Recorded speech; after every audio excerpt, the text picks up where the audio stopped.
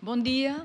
Tengo que comenzar con mucho placer agradeciendo al presidente de la comunidad de Vilanova de Ródao no solo habernos invitado a esta reunión, sino haber valorado un evento único en la península ibérica, como es el descubrimiento de un sitio como el Tajo, completamente decorado, y de haber arrancado con una visión de la península que a día de hoy ha cambiado completamente la historiografía del sur de Europa.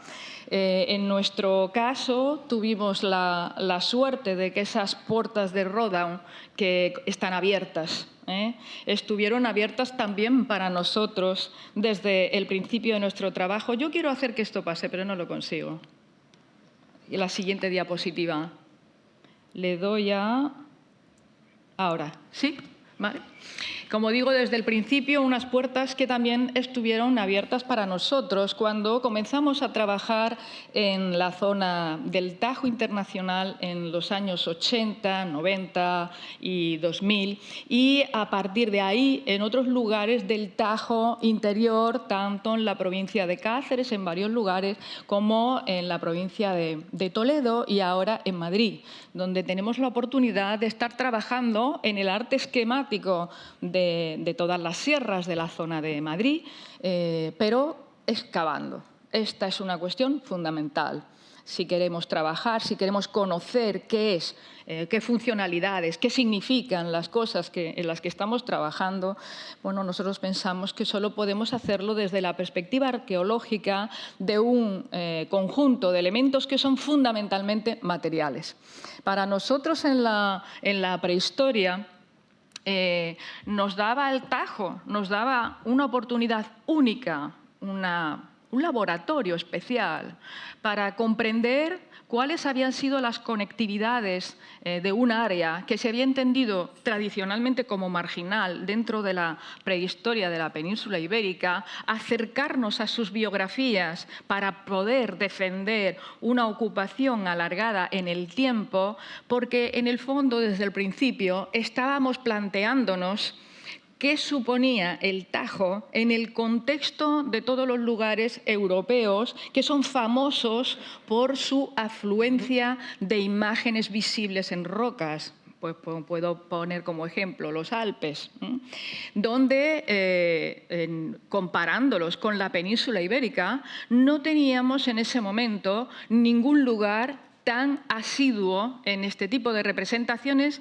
salvo los petroglifos de la zona de Galicia, con sus problemáticas específicas, que ahora no vamos a entrar en ellas. Para empezar, en el Tajo no había, contextualmente hablando, ni paleolítico superior, ni epipaleolítico, ni mesolítico, ni neolítico, ¿no? Había algunos megalitos, así que en nuestro caso nos pareció un punto de arranque fundamental como vertebradores, esas memorias construidas supuestamente funerarias, y hoy sabemos que mucho más complejas, como vertebradores de lo que es la simbología de la prehistoria reciente.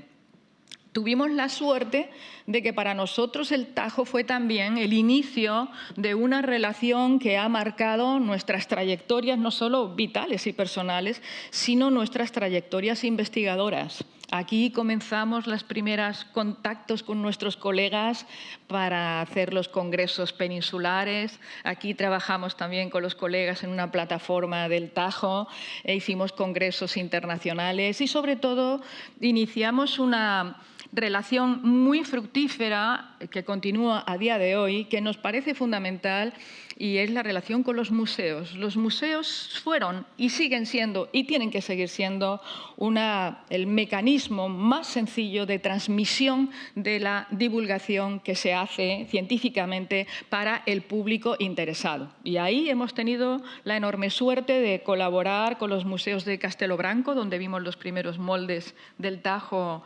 expuestos, con los museos de Fundao, Cáceres, Badajoz, etc. ¿no? Y eso también para nosotros ha sido una cuestión muy importante. Igualmente hemos colaborado con muchísimas municipalidades. Marbao, Nisa y sobre todo del lado de la zona extremeña, pues Santiago Alcántara, Alcántara, Valencia de Alcántara, porque precisamente las municipalidades son las entidades territoriales y administrativas más directamente relacionadas con un público, con un conjunto social que necesita, de alguna manera, reivindicar su valor de pasado, porque ese es un valor único al que le podemos dar, como se hace aquí, le podemos dar proyección siempre y cuando seamos capaces de expresar discursos razonables sobre lo que significaron en el pasado y lo que pueden significar en el presente. En ese sentido, nosotros hemos trabajado siempre partiendo de la idea, como decía antes, de que las imágenes son tan materiales como cualquier otra materialidad con las que trabajamos y que nos indican no solo conectividades con áreas más alejadas o menos, sino que nos ayudan a comprender cuáles fueron los elementos que acabaron por configurar las dinámicas sociales en esta zona del suroccidente de Europa. Podemos ver que existen realmente iconografías compartidas a gran escala y algo que en este momento para nosotros será muy importante, paneles que agrupan memorias diferentes, es decir, paneles donde encontramos referentes claramente paleolíticos con imágenes post-paleolíticas, como lo que luego se ha demostrado en la excavación de Fariseu en el COA, con estratigrafías relativamente continuas entre paleolítico superior y los momentos posteriores. Para ello, trabajamos desde el principio con modelos predictivos. Nosotros teníamos de partida, como todos los que estamos aquí, después de todos los descubrimientos del Tajo, teníamos un mapa con muchas rocas decoradas, con algunos menhires y con algunos dólmenes, partiendo de la base de que los dólmenes son elementos funerarios y que los muertos en principio no construyen nada. Parecía razonable que si teníamos muchos monumentos megalíticos, teníamos muchos lugares de vida que había que detectar, que había que ver cómo detectar. Por otra parte, si teníamos dólmenes decorados, como pudimos demostrar, era razonable que otros marcadores gráficos ocuparan posiciones en el mismo territorio. Sabíamos que había grabados, aunque en las zonas españolas no se habían detectado, con los trabajos nuestros acabaron por detectarse, y se suponía que no había pintura. Para detectar pintura, lo que hicimos fue trabajar con mapas geológicos, determinando las zonas de cuarcita y de caliza, todas las orientaciones sur y sureste, y hacer prospecciones dirigidas. En menos de 2 meses, en Santiago de Alcántara, encontramos 30 localizaciones y sabemos que hay muchísimas más.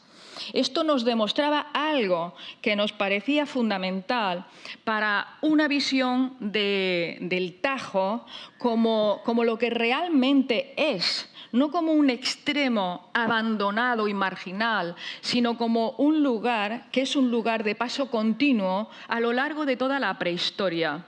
Ese lugar tiene algunos indicios que nos permiten ir más allá en las determinaciones clásicas de las asociaciones, por ejemplo, del arte paleolítico, ¿no? Que en un primer momento en la zona occidental se relacionaban con el norte o incluso con el Levante. Bueno, pues algunas de las pequeños caballitos como el de la grajera, que son de los elementos más antiguos del arte paleolítico en toda Europa, sus mejores referencias están en la Fuente del Trucho, en cronologías próximas al 30.000. Pues a lo mejor deberíamos de pensar que ese Tajo efectivamente funcionó como una vía hacia el interior y hacia el sur de Francia, lo que también parece razonable. Digamos, extender esta idea y aplicarla a otros lugares del occidente donde tenemos muchísimos grabados y no tenemos pinturas todavía. Ahí habría que discutir algunas cosas en las que ahora no vamos a entrar. En nuestra idea de que los paneles nos estaban explicando con sus imágenes una secuencia de vida, una biografía de los sitios, la evidencia de que muchas de las referencias mesolíticas o epipaleolíticas del área del Tajo tienen su mejor contexto hacia el norte e interior de la península ibérica es una evidencia única, porque está rompiendo, como ya ha sucedido con el arte paleolítico, con la división clásica del arte paleolítico en Europa. Está rompiendo con la idea exclusiva de las cuevas cantábricas, está rompiendo con la supuesta inexistencia de población en el occidente de la península ibérica y, sobre todo, nos está abriendo un abanico de posibilidades para entender algunas de las cuestiones que nuestros colegas que nos han precedido en el uso de la palabra y que me imagino que volverán a salir aquí, se están poniendo desde hace algún tiempo encima de la mesa. Y es la hipótesis de que estas secuencias paleolítico, epipaleolítico, no incluyen de manera exclusiva referentes más o menos naturalistas o más o menos rellenos de elementos esquemáticos, sino elementos esquemáticos tal cual como los que han podido datarse en la cueva Palomera, en la zona de Atapuerca, directamente con cronologías del X y del IX milenio. Si miramos hacia el Tajo, la oportunidad de investigación hoy es enorme. Excavar, que ayer lo decía Sande, excavar los sitios es fundamental, como estamos viendo con algunos ejemplos del COA. He puesto ahí el ejemplo porque es uno de los que se ven mejor de la secuencia de animal naturalista y de arte esquemático en Monfragüe para recordar que las intervenciones del equipo de la Universidad de Évora en el abrigo de Piño Monteiro ofrecieron cronologías carbono 14 bastante ajustadas en el nivel de base del abrigo asociadas a pintura. Es razonable plantear, o es razonable cuando menos afrontar la hipótesis de que es muy posible que algunos de los abrigos con arte esquemático de la península ibérica podamos datarlos no falta tanto tiempo como para que podamos ofrecer cronologías de este tipo. Con esta idea de trabajar en campo prospectando para buscar pinturas en donde no las había y grabados en donde no los había, acompañada de una prospección sistemática a la búsqueda de poblados y otros lugares de agregación, siempre en colaboración con nuestros colegas del área portuguesa, con los que durante muchos años hicimos reuniones y puestas en común para valorar todo este conjunto, realmente hoy día podemos presumir, si es esta la palabra, de que el Tajo Internacional reúne una cantidad única en Europa, hasta donde hoy sabemos, de agrupaciones poblacionales, cementerios. Sabemos que hay muchos más. Por ejemplo, ahora en Extremadura se está interviniendo mucho para la cuestión de los eólicos. No paran de salir monumentos megalíticos. Y asociados a un área de río con una evidente marcación de imágenes que desde el Paleolítico Superior hasta la Edad del Hierro funcionó de manera permanente como un territorio tradicional, como un territorio donde probablemente no solo se están recibiendo impulsos, no solo se reciben conectividades, sino que se generan. Y esta es una de las cuestiones en las que estamos trabajando en la actualidad. No voy a entretenerme mucho en ello, pero no querría dejar de señalar que las cronologías para los menhires en general en Europa son unas cronologías muy discutidas. Pero si reunimos las que conocemos más recientemente de la zona del Tajo internacional, son cronologías que encajan bastante bien y además están bastante ajustadas con una idea, creo que bastante interesante, de que ya en el quinto milenio se están realizando elementos circulares y elementos sinuosos como en otros lugares de Europa, donde ya tenemos cronologías francamente idénticas a las que ofrecen estos menhires del Tajo. El poste de Maerdi, con una cronología del sexto milenio reciente, las datadas directamente en Gabrisnid en el quinto, o algunos elementos del norte de la península ibérica con círculos concéntricos que siempre han querido remitirse en la península ibérica a cronologías del Calcolítico y del Bronce. No, tenemos elementos tanto en Europa como en la península ibérica para datarlos en cronologías más antiguas. Por tanto, en el Tajo, si nosotros vamos siguiendo cada uno de los elementos que se han desarrollado tanto en la vida como en la muerte de las personas que vivían en su entorno, podemos acercarnos no solo a unas cronologías, en fin, más ajustadas, sino a un entorno que nos dice que este Tajo estaba incluido en las grandes redes que desde cuando menos el epipaleolítico y el paleolítico superior tenemos bien documentadas en toda Europa. La documentación de monumentos decorados en las zonas españolas, bueno, pues fue la primera que aportó personas, gentes, que además de enterrar a sus muertos, estaban decorando las zonas, sus paredes de los monumentos con temáticas que conocíamos muy bien, tanto en otros lugares con megalitos decorados como en lugares con arte esquemático. Y lo que es más interesante, acompañados de todo un conjunto de evidencias visibles de pequeñas estelitas, menhires, estelas, en las zonas externas, muy similar al que conocemos no solo en otros lugares de la península ibérica, sino en lugares megalíticos específicos, como por ejemplo los del área del norte de Portugal, con lo que eso implica de integrar el megalitismo de este sur supuestamente aislado con el megalitismo de ese norte que tanto se había reconocido historiográficamente. No voy a entretenerme en ello, pero sí mencionaré, aunque sea brevemente, que algunas de las cronologías de Chadearcas nos llevan también al cuarto milenio antiguo y a finales del quinto para estas pequeñas representaciones. Así que después de este trabajo podíamos proponer que quienes grabaron y pintaron, porque tenemos algunos indicios en los dólmenes de la zona, fueron los mismos que grabaron las rocas y los mismos que hicieron las pinturas. ¿Qué significa eso? Algo interesantísimo, porque probando esto a mayores escalas, podemos asegurar que la idea de que existe un arte atlántico grabado y un arte mediterráneo pintado, tenemos que olvidarla.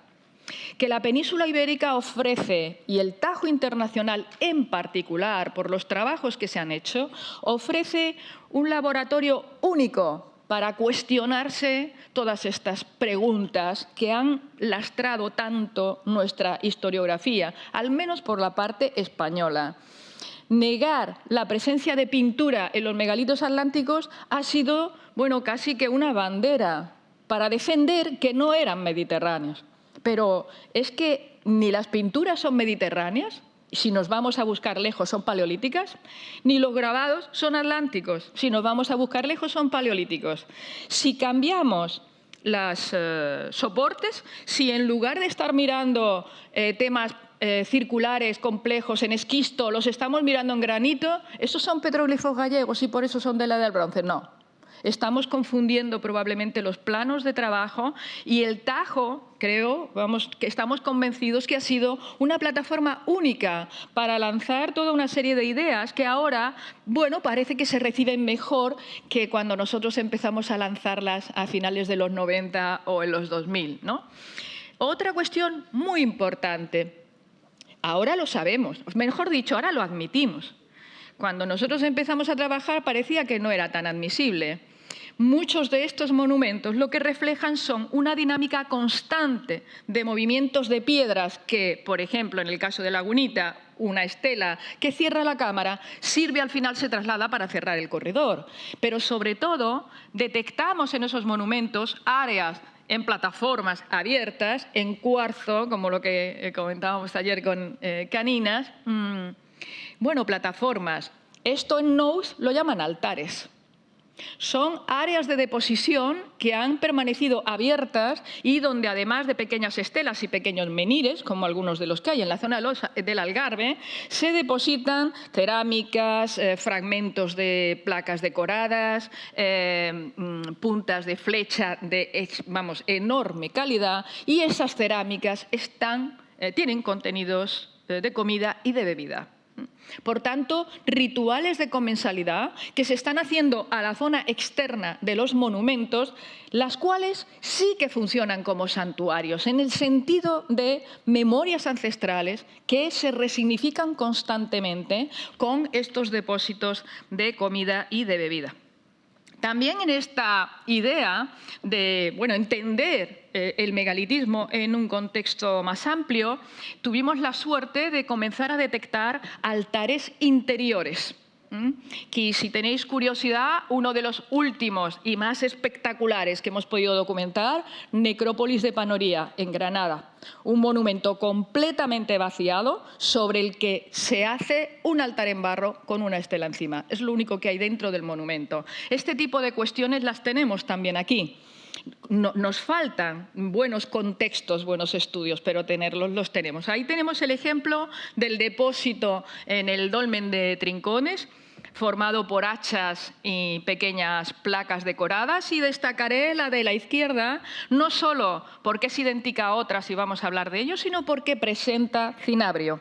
El cinabrio ya sabemos que es un material que viene, tenemos las analíticas hechas, que viene de la zona de Almadén, y hablaremos de él ahora mismo para de nuevo marcar otro de los elementos, digamos, de las conectividades. No solo se están haciendo monumentos megalíticos con altares, es decir, con referencias complejas de uso en su interior, como vemos en otros lugares de la península ibérica y del resto de Europa, sino que también se están moviendo materiales de otros lugares, como podría ser el cinabrio, que tiene un impacto muy potente en los monumentos del Guadalquivir. Y vamos a hablar luego de ello. Cuando hablamos de personas, tenemos que mencionar la presencia de pequeñas figuritas humanas, que en forma de placas han sido, vamos a decir, el emblema del Alentejo. Aparecen en todos los monumentos o en muchos monumentos de esta región, y durante mucho tiempo se entendió que las figuritas bitriangulares eran figuritas de origen millares, y que, por tanto, representaban elementos importados de la zona de Millares más tardíos que en Millares. No voy a entretenerme en eso porque sería muy largo. Simplemente he puesto algunos ejemplos de la zona que nos ocupa con los materiales de Perdigoins y los materiales del Pozuelo. ¿Por qué? Porque tanto en Perdigoins como en el Pozuelo tenemos cronologías más antiguas que en el sureste. Y ahora vuelvo por donde empecé. Si nosotros en el occidente tenemos cronologías más antiguas que las que conocemos para el sureste, a lo mejor lo que pasa es que los trabajos en el Tajo abrieron un velo que nunca nadie antes había pensado, de que existían poblaciones en el occidente peninsular, en el suroccidente de Europa, con una gran capacidad de emisión de imágenes, grafías y formas culturales evolucionadas, y ahora estamos en la fase trabajando, datando directamente algunas de estas piezas que nos están dando sorpresas enormes. Por ejemplo, que algunas son más antiguas que los propios monumentos que las albergan. Y por ahí todavía tenemos mucho trabajo para hacer. La idea de que en el área que nos ocupa la mayor parte de las representaciones son placas decoradas es cierta, pero también lo es que muchas de estas placas decoradas o tienen bitriangulares en su interior, son madres de bitriangulares, o han sido recortadas en su cabeza como bitriangulares. Por tanto, por eso nosotros las llamamos las compañeras de viaje.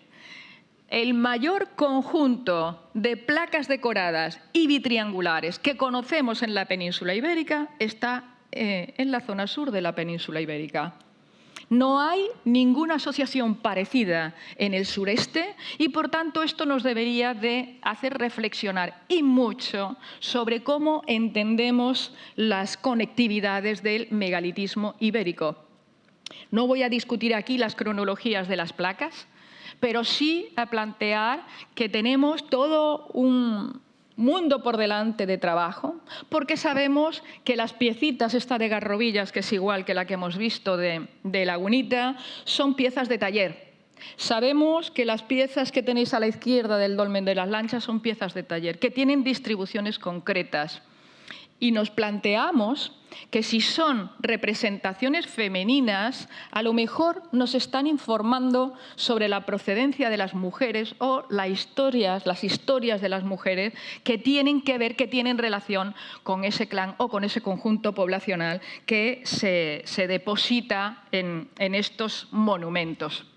Si miramos a mayor escala, es muy interesante que en la zona, justo en la zona que nos ocupa, esa zona del Tajo Internacional, son poquísimas las representaciones de cilindros, que por el contrario son bastante abundantes, un poquito más arriba y un poquito más abajo, pero que se deben de estar moviendo. El Tajo tiene ahí algo que decir porque de nuevo encontramos relaciones muy interesantes con iconografías más alejadas en el territorio, como las del sureste de Francia, que si nosotros estamos admitiendo movimientos de materiales, por ejemplo varistitas, por ejemplo cinabrio, que está llegando también al sureste, bueno, a lo mejor eso nos explica por qué estas conjunciones de elementos iconográficos en el suroeste y en el sureste de la península ibérica.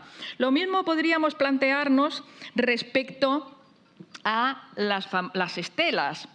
Hace mucho tiempo que propusimos que las estelas tipo Peñatú tenían un vínculo bastante poderoso con las placas decoradas, por un lado, como material mueble, y algunas de estas piezas han aparecido incluso grabadas sobre petroglifos en Galicia.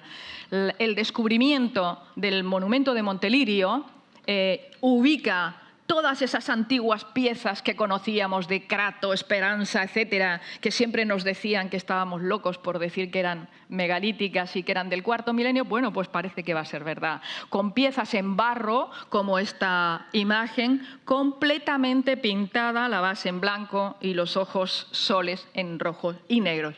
Ahí tenemos una reproducción del escenario de Montelirio, que no se aleja mucho de los que tenemos en estos lugares.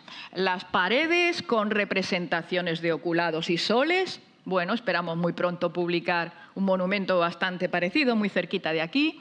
Estelas, depósitos de comida, en este caso con la particularidad de que se conservan los enterramientos y son fundamentalmente mujeres, que están vestidas con mantos que les llegan hasta los pies de decoración geométrica. Mira, van igual que las placas decoradas. Van vestidas de una manera muy parecida y cubiertas con cinabrio. Un cinabrio, insisto, que se está moviendo y está llegando también a la zona del Tajo Internacional. Así que probablemente no tenemos ese aislamiento que nos decían. Y por último, no querría dejar de mencionar el impacto que las placas decoradas como modelos muebles tienen también sobre algunas figuras de mayor tamaño que nuestra historiografía ubicó siempre hacia adelante, porque era lo único que se conocía, porque en ese momento las estelas de bronce final y tal eran lo que se conocía. Pero curiosamente, aparte de que podéis verle las piernas y los pies idénticos a los de Granja de Toniñuelo, a la figurita del Curral de Antiña, bueno, pues tenemos cada vez más evidencias de algo muy interesante, que la mayor parte de las piezas de este tipo que conocemos responden bien a los grupos que en cualquier lugar de Europa, denominados como estatua al menir, se entienden como componentes identitarios. Aquí su mayor fortaleza es el Tajo. Se extienden hacia el norte y hacia el sur, pero el grupo del Tajo es fundamental y además en ese grupo del Tajo siempre se van renovando y van apareciendo nuevas piezas y ya anuncio que más que tenemos ahora mismo en estudio con contextos megalíticos. Entonces ahí tenemos otro elemento para pensar. Hace tiempo, sí. Uy, estamos trampeando. Hace tiempo también que hablar de bronce final en los megalitos parecía una más de nuestras locuras.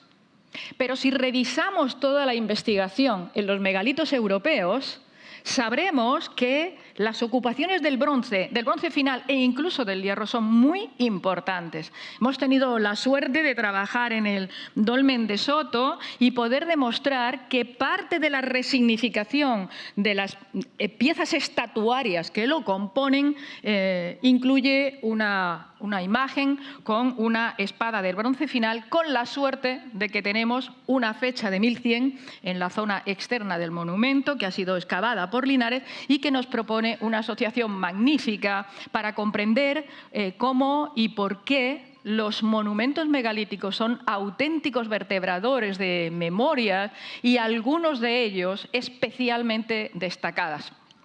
En ese conjunto, quien ve las imágenes de las estelas de Castelo Branco que han estado rehechas más de una vez y mira esa escena, ¿no?, del menhir y conoce los grabados del Tajo, tiene clarísimo que son las mismas personas que grabaron en las zonas al aire libre quienes hicieron estos magníficos soportes que nos indican que probablemente el Tajo es, sin lugar a dudas, hoy por hoy, uno de los lugares europeos con mayores oportunidades para hacer estudios de calidad sobre un pasado que abarca milenios, al menos desde el Paleolítico superior hasta el bronce final y la Edad del Hierro. Y como diría aquel, nosotros esperamos seguir navegando. Muchas gracias.